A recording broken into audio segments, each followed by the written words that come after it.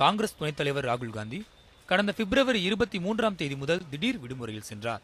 சுமார் 1.5 மாத காலமாக அவர் எங்கு உள்ளார், எப்போது டெல்லி திரும்புவார் என்பது மர்மமாகவே இருந்தது. ராகுலின் இந்த திடீர் விடுமுறைக்கு காரணம் தொடர் தேர்தல் தோல்விகள் தந்த விரக்தியா அல்லது காங்கிரஸ் தலைவர் பதவி கொடுக்கப்படாத அதிருப்தியா என பல்வேறு கேள்விகள் அரசியல் வட்டாரத்தில் நிலவி வந்தன. இந்நிலையில் ராகுல் காந்தி 56 நாட்களுக்கு பின்னர் டெல்லி திரும்பினார். இந்த ஆண்டு பாஜகவால் கடுமையாக விமர்சிக்கப்பட்ட நிகழ்வுகளில் முக்கியமானது ராகுலின் விடுமுறை.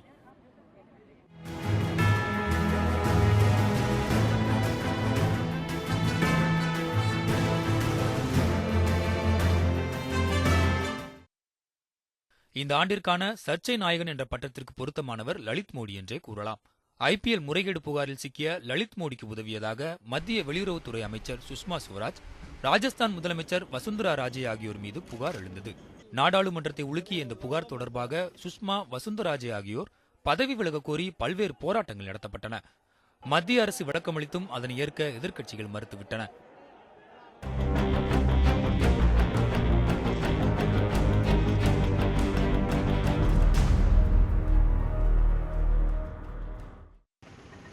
பீகார் சட்டசபை தேர்தலில் பாரதிய ஜனதாவிற்கு ஏற்பட்ட தோல்வி அக்கட்சியில் அதிர்வலைகளை ஏற்படுத்தியதுடன் உட்கட்சி பூசலையும் வெளிச்சம் போட்டு காட்டியது. பாரதிய ஜனதா தலைவர் அமித்ஷாவின் நடவடிக்கைகளை அக்கட்சியின் மூத்த தலைவர்களே கடுமையாக விமர்சித்து வந்தனர்.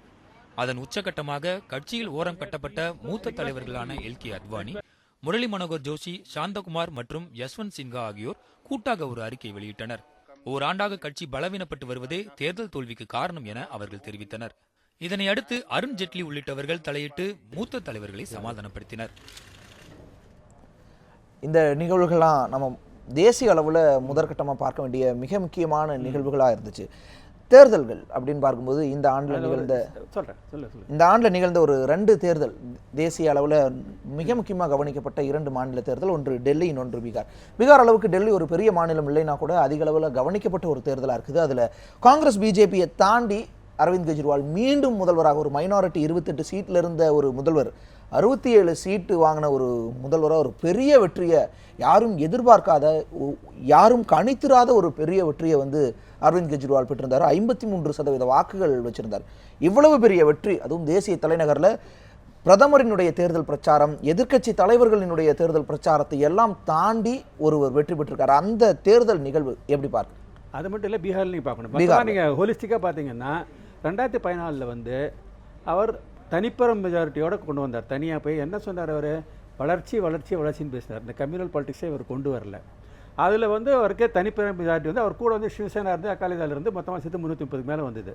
அதில் பார்த்தீங்கன்னா டோட்டல் பர்சன்டேஜ் 31 தான். ஸோ எதிர்க்கட்சிகள்லாம் பிளவுபட்டு இருந்ததுனால அவருக்கு தனி மெஜாரிட்டி வந்தது. வந்த உடனே என்ன பண்ணார், பார்லிமெண்ட்டில் பண்ண உடனே அந்த ஃபஸ்ட்டு இதை போய் இது பண்ணிவிட்டு எல்லா எம்பிக்களும் எனக்கு வேண்டியவங்க தான் அப்படின்னு பேசினார். அந்த மாதிரி அவர் நடந்துட்டார்ன்றது கிடையாது. அவங்கள மதிக்கலை. அவங்க இப்போ வாய்ஸ் இவர் பேசவே இல்லை. பார்லிமெண்ட்டில் போய் பேசணும், எதுக்கு இருந்தாலும் அதுக்கு மினிஸ்டர் இருக்காங்க. இது புதுவிதமான இதுவாக இருக்குது. பார்லிமெண்ட்னா நேரு காலத்துலேயே நான் பார்த்துட்டுருக்கேன், அதுக்கு ரொம்ப மதிப்பு கொடுப்பாங்க, அவங்க பேசுவாங்க. இவர் அதை பற்றி பேசுகிறதே கிடையாது. எனக்கு அந்தந்த மினிஸ்டர்ஸ் பேசுகிறாங்கன்னா அப்புறம் பிரைம் மினிஸ்டர் இதுக்கு முக்கியமான சர்ச்சைகள் எதுவாக இருந்தாலும் அவர் பேசவே இல்லை. நீங்கள் சொன்ன மாதிரி லலித் கேட் ஆகட்டும், இல்லை வியாபாரம் கேட்க மாட்டோம், எதை பற்றியும் அவர் வாயே திறக்கலை. அதை விட மட்டும் எனக்கு அந்த ஃப்ரிஞ்ச் எலிமெண்ட்ஸ்லாம் இருக்காங்க.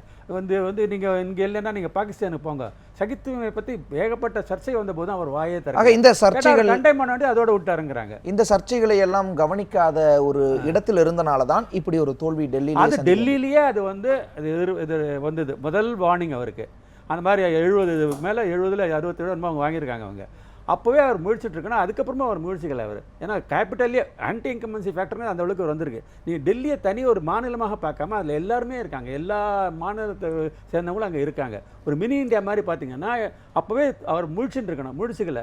அதனோட விளைவு தான் பீகாரில் அமித்ஷாவே நம்பியிருந்தார். ஏன்னா அவர் பீகார்லேயும் யூபிலையும் அவர் வாங்கி கொடுத்தனால தான் நமக்கு மெஜாரிட்டி வந்தது. அவரோட ஸ்ட்ராட்டஜி தான் எல்லாம் போகணும். அங்கே இருக்கிற ஒரு பீகார் லோக்கல் லீடரையே யாருமே ப்ரொஜெக்ட் பண்ணாமல் அவர் வந்தார். அதான் பீகாரி பாகாரின்னு போயிடுத்தாங்க. அது கடைசியில் அதுவும் இல்லாமல் கடைசியில் இந்த ஓட் அலையன்ஸும் வந்தது. நிதிஷ்குமாரும் லலுவும் ஒன்றா வந்தாங்க. அது மட்டும் காரணம் இல்லை, இவரோட எதுவும் இது காரணம் தான், இவரோட இதுவும் காரணம் தான். ஏன்னா லோக்கல் இதில் யாருமே அவர் முன்னெடுத்தவே இல்லை.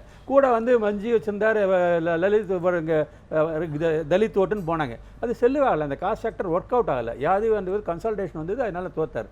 இப்பவும் அவர் வந்து அதை பற்றி ஒன்றும் திருந்தின மாதிரி தெரியல. அதுக்கப்புறம் பார்த்தீங்கன்னா கூட இப்போ கேஜ்ரிவால் நடக்கவே விடாமல் ஒன்று ஆப்டது கடைசியில் நீங்கள் சொன்ன மாதிரி அந்த ஒரு பிரின்சிபல் செக்ரட்டரி வந்து அவர் பேரில் ரெய்டுன்னு சொல்லி அங்கே போய் ரெய்ட் பண்ணியிருக்காங்க. சரி, அவர் கேஜ்ரிவால் வந்து அவர் பண்ணது தப்பு, ஒரு பேரில் என்கொயரி இருக்கிறவால வந்து ட்ராப் பண்ணியிருக்கலாம், வேறு சமாச்சாரம். சிபிஐ ரைடு பண்ணி அவர் என்ன சொல்லார், இதுக்காக வரல, அந்த டிடிசி ஸ்கேம் லலித் பற்றி நாங்கள் என்கொயரி பண்ணிட்டு இருக்கோம், அந்த ஃபைலுக்காக தான் வந்திருக்காங்கிற இது மட்டும் பதில் இல்லை. அது பார்த்தீங்கன்னா பூதாரமாக வந்து கடைசியில் அந்த சீனியர் லீடரே வந்து கீர்த்தி ஆசாதே வந்து அவர் பேரில் நான் இப்போன்னு இல்லை 7 வருஷமாக 5 வருஷமாக சொல்லிட்டு இருக்கேன், இவர் ஒன்றுமே சொல்லலை, ஜெய்ட்லி அதை பற்றி ஒன்றும் வாயே திறக்கலை டிடியிலேருந்து அப்படி சொல்லியிருக்காரு. அதை தான் முதல்லையும் வரும்போது அந்த சீனியர் லீடர்ஸ் வந்து ஒரு வருஷமாக நம்ம வளர்ச்சி அடையலைன்னு சொன்னதையும் அதே தான் பீகார்லேயே நம்ம முடிச்சு அப்பவும் சொல்லலை. இப்போவும் வருது அதே மூத்த தலைவர்கள் என்ன சொல்கிறாங்கன்னா இந்த சமயத்தில் ஏன்னா வந்து இவர் வந்து என்ன சொல்கிறாரு, அத்வானி மாதிரி அவர் வந்து கிளியர் பண்ணிவிட்டு வரணும் அப்படின்னு சொல்கிறார். யார்? ஜெய்ட்லியை. அப்படின்னு என்ன அர்த்தம், ரிசைன்மெண்ட்டு வரணுங்கிறாரா?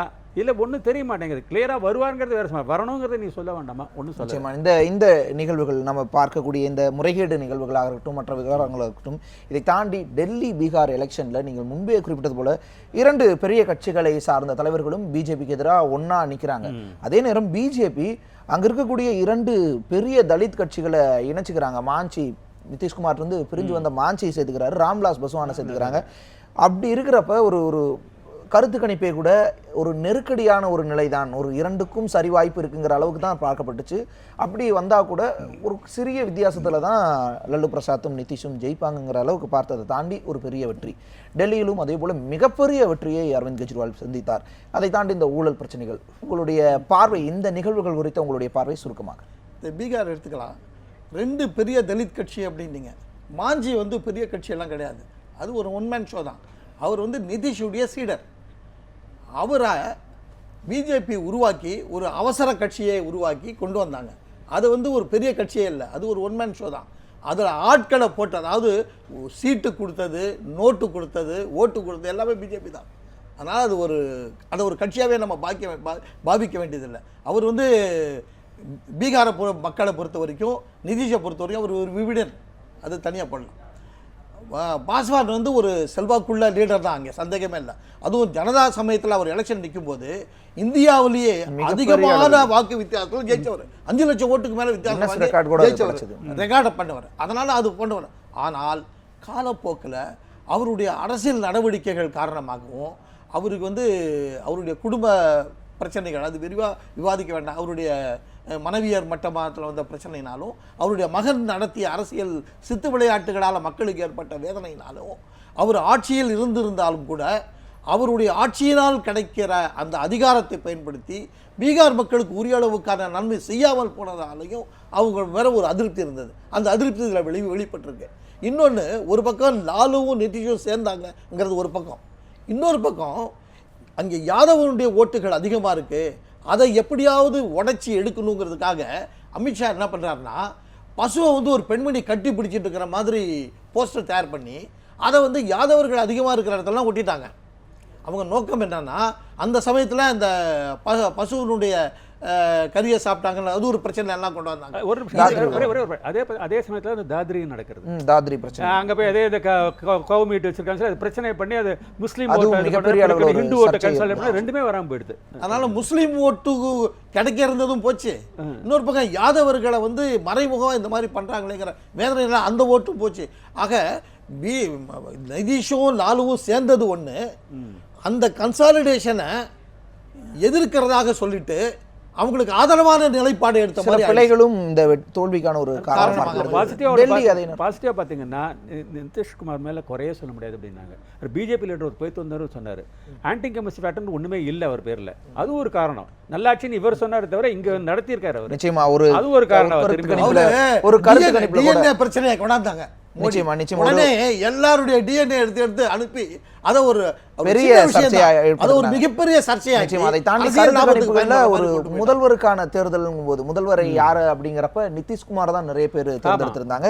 இதை தாண்டி இன்னும் பல முக்கிய நிகழ்வுகள் தேசிய அளவில் பார்க்க வேண்டியிருக்கின்றது. ராகுல் காந்தி சில நாட்கள் இந்தியாவில் இல்லாதது அல்லது விடுப்பில் இருந்த விஷயமும், அதை தாண்டி மோடியினுடைய தொடர்ச்சியான வெளிநாட்டு சுற்றுப்பயணங்களும், ஒரு பிரதமராக அவர் சந்தித்த சர்ச்சைகள் குறித்தும் நாம் பார்க்க வேண்டியிருக்கின்றது.